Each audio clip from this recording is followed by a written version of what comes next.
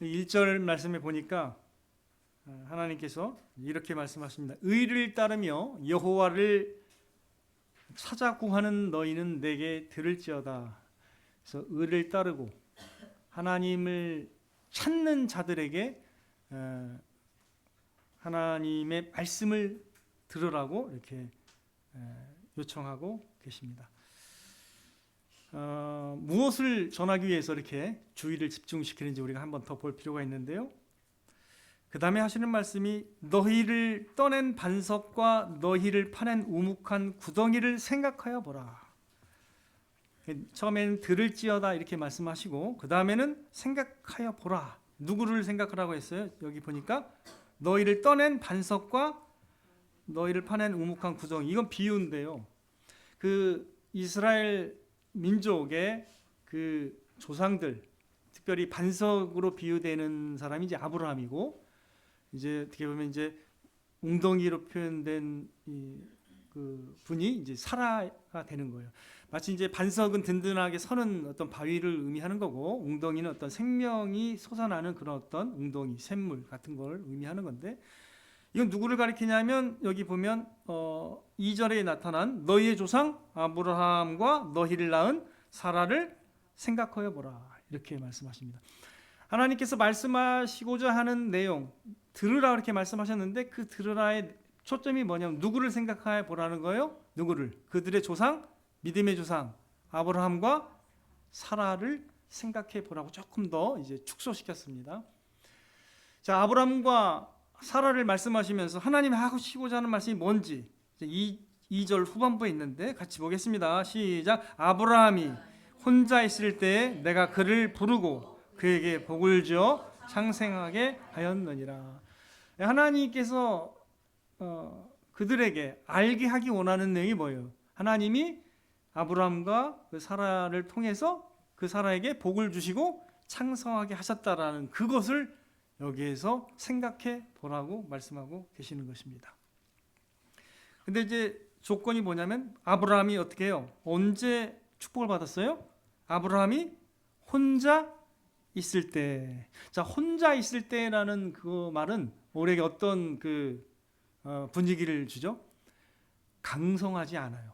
혼자 있다라는 것은 외롭고 굉장히 연약하다라는 것을 뭔가 의미하는 거예요. 큰 무리가 아니라는 거예요. 근데 그 혼자가 어떻게 됐어요?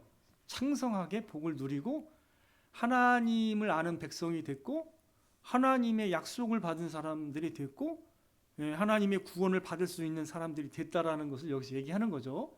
그래서 지금도 이제 지금 이사야의 그 모든 이 말씀들은 사실은 심판의 말씀도 있고 그 사이사이에 구원의 말씀도 있습니다. 근데 이사야는 사실은 남유다가 이제 멸망하기 이제 얼마 안 남은 거예요. 멸망하기가 얼마 안 남은 시점에서 이사야가 하나님께로 돌이키라고 계속 말씀을 전했고 이사야의 예언대로 어떻게 해요? 이 남유다 백성들이 어디로 포로가 돼요? 여러분들이 잘 아시는 이제 바벨론의 포로가 되는 것입니다. 근데 거기에 간다 하더라도 의를 찾고 여호와 하나님을 찾는 사람들은 어떻게 해요? 어떤 걸 기억하라? 하나님이 아브라함에게 그 사라를 통해서 혼자 있을 때 그들에게 복 주신 하나님이라는 것을 생각해 보라고 말씀하고 계시는 것입니다. 자, 그래서 하나님의 위로, 하나님은 어떻게 위로하시는지를 이제 3절에 하나님께서 말씀하십니다. 자, 3절을 우리 함께 보겠습니다. 어떻게 하나님께서 아브라함을 복 주시고 또 창성케 하셨는지를 생각해 보라고 말씀하시면서 그 다음에 저와 여러분에게 그리고 이스라엘 백성들에게 어떻게 하시려고 하는지를 3절에서 우리가 볼 필요가 있습니다. 같이 읽겠습니다. 나 여호와가 시온의 모든 황폐한 것들을 위로하여 그 사막을 에덴 같게 그 광야를 여호와의 동산 같게 하였나니 그 가운데에 기뻐함과 즐거움과 감사함과 창하는 소리가 있으리라. 하나님께서 이렇게 말씀하시네요. 시온의 모든 황폐한 곳들을 위로하여 그 사막을 에덴 같게 해주셨고 그 광야를 여호와의 동산 같게 하였나니 그 가운데 기뻐함과 즐거움과 감사함과 창화하는 소리가 있으리라라고 말씀하고 계십니다. 하나님은 그러니까 황폐한 곳들을 변화시켜서 어떻게 해요? 에덴 같게 하시고, 그 다음에 광야 같은 곳을 변화해서 여호와의 동산 같게 만드실 수 있는 그런 놀라운 그 구원의 능력을 통해서 그들을 위로해 주시겠다라고 말씀하고 계시는 것입니다.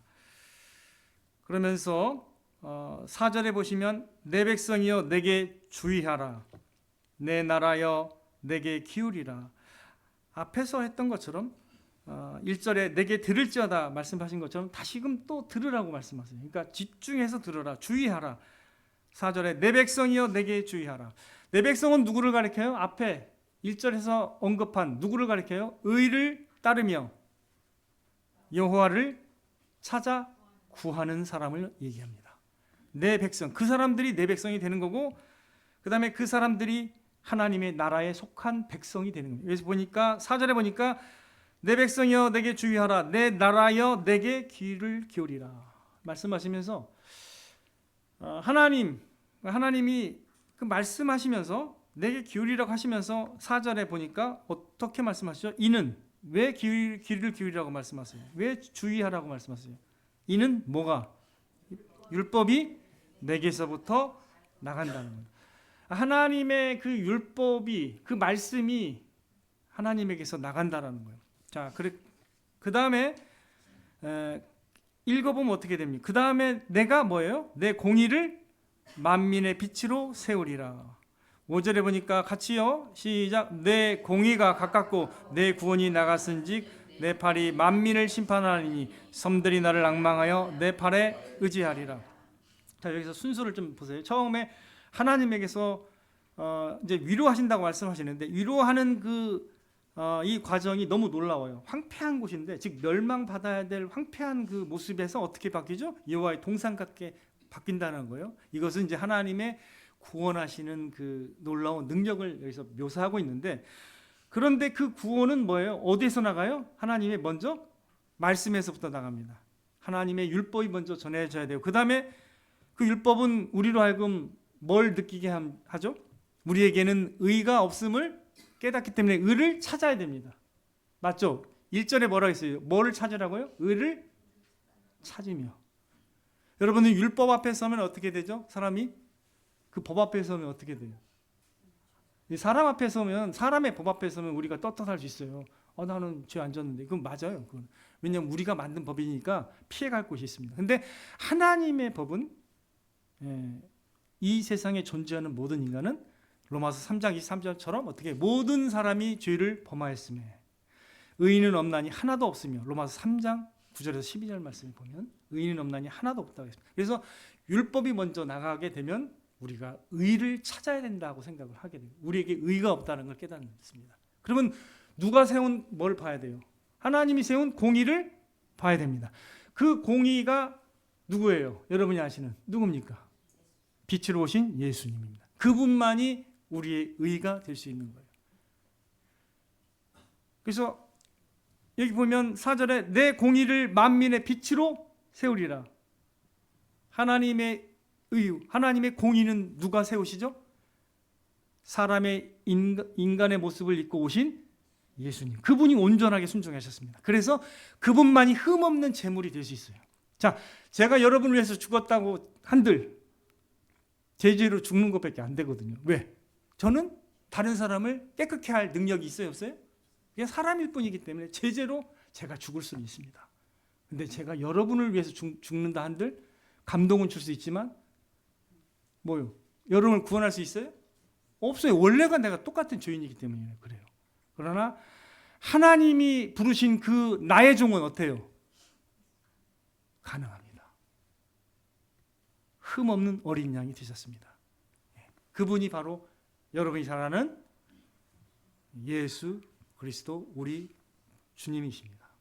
그래서 여러분 5절에 보니까 내 공의가 가깝고 내 구원이 나갔은즉, 하나님이 이렇게 표현하세요. 하나님의 공의가 가까워요. 이제 공의가 성취될 날이 가깝고 내 구원이 이미 시작됐다는 뜻입니다. 나갔은즉.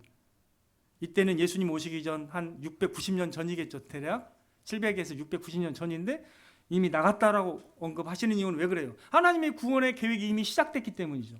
나갔은즉 이렇게 말씀하시는 거예요. 그래서 내 팔이 만민을 심판하리니 섬들이 나를 앙망하며 내 팔에 의지하리라. 이거 섬들은 뭐예요? 민족과 나라를 가리키는 거예요. 예. 하나님 눈에는 다 이렇게 섬들이 하나님의 팔에 의지하게 될 것이라고 말씀하십니다. 여러분들 이제 제가 위로라는 말씀을 이제 이렇게 제목으로 잡았는데 사실 우리가 인생을 살아가다 보면 그 위로를 받아야 될 때가 많이 있습니다. 사람의 위로가 굉장히 필요해요. 그래서 우리를 깊이 헤아리며 사랑하는 사람은 우리가 어려울 때 많이 격려를 합니다. 그럼 그 한마디가 굉장히 위로가 됩니다. 하물며 영원하신 하나님이 우리를 위하여 작정하시고 위로하신다면 얼마나 우리의 영혼이 더 힘을 얻고 행복해지겠습니까?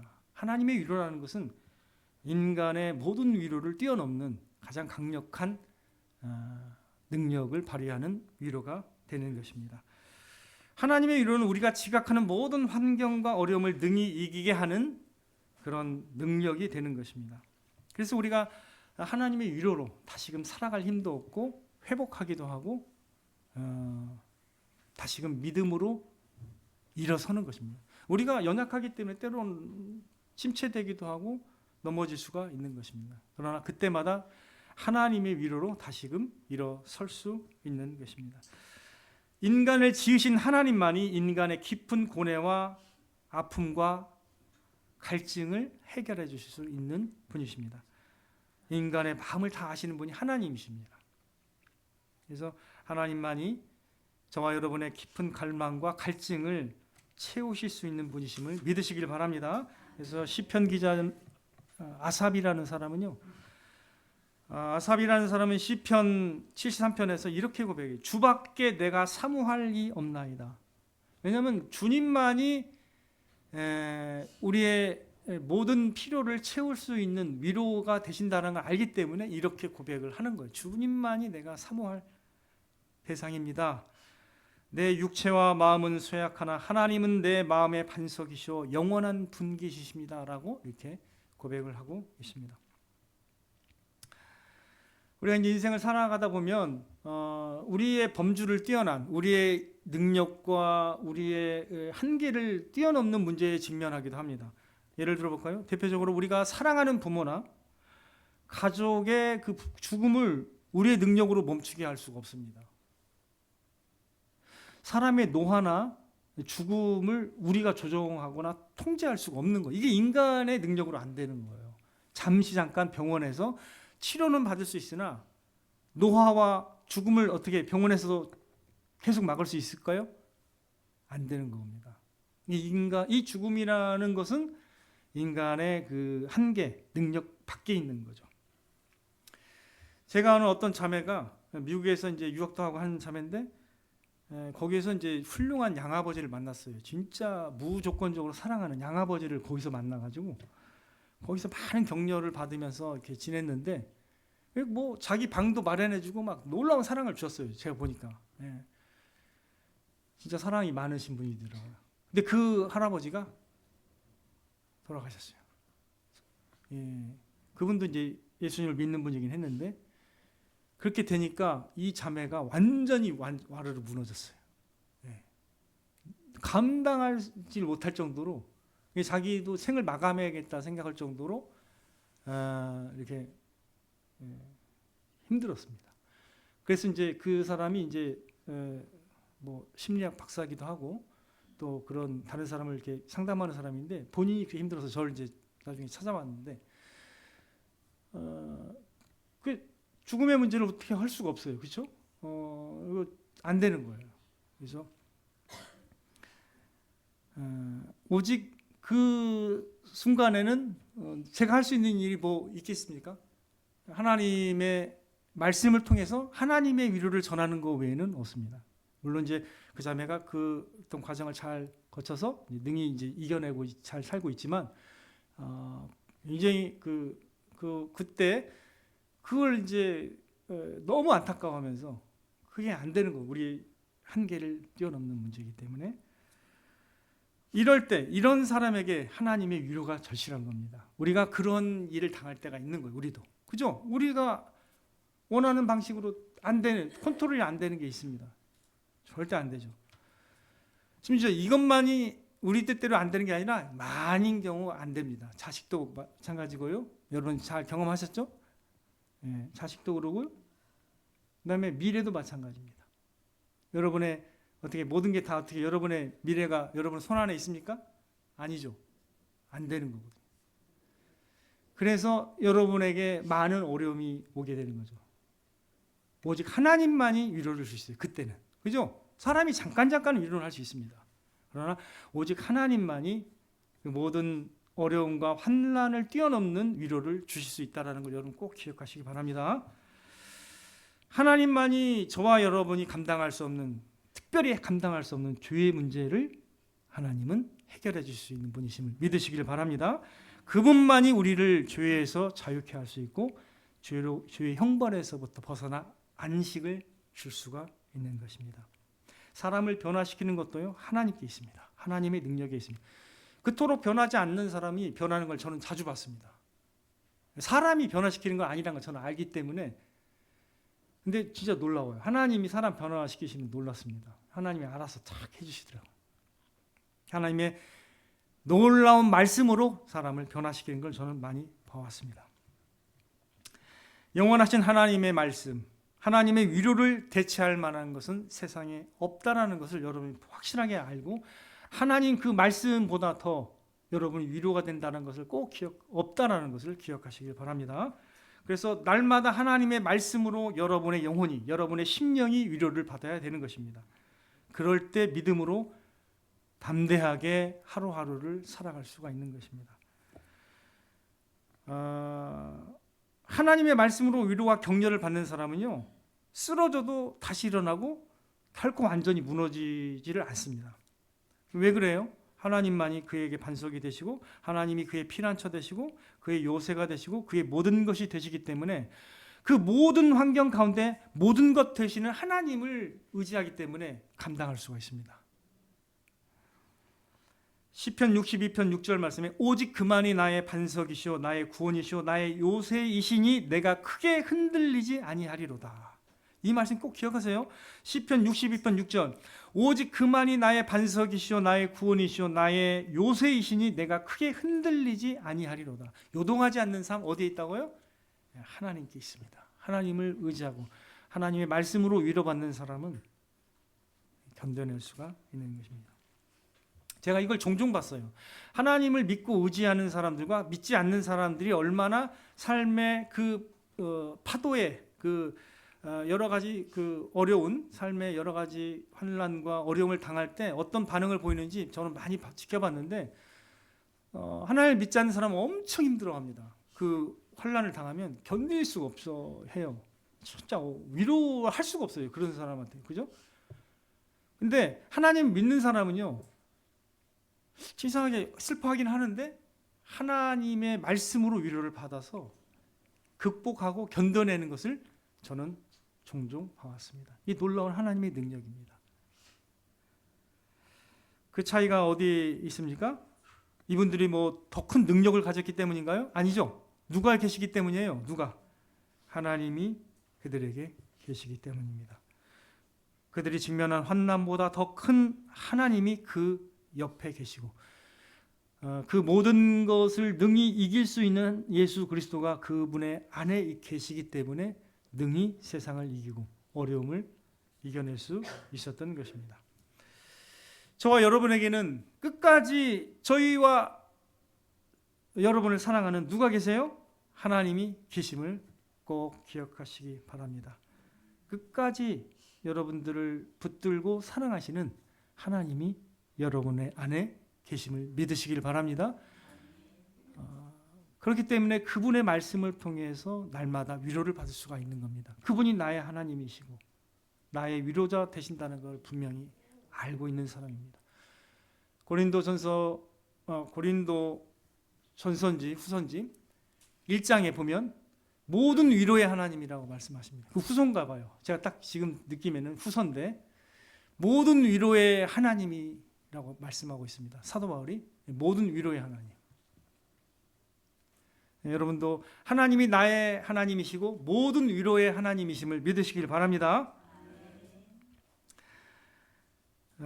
특별히 우리에게는 우리를 위해 십자가에서 자신을 들이시고 아낌없이 끝까지 자기 목숨을 다 바쳐서 사랑하신 부활하신 하나님의 아들 예수 그리스도가 저와 여러분 10년 가운데 계심을 꼭 기억하시며 이 믿음을 잃지 말고 살아가시는 저와 여러분이 되기를 바랍니다.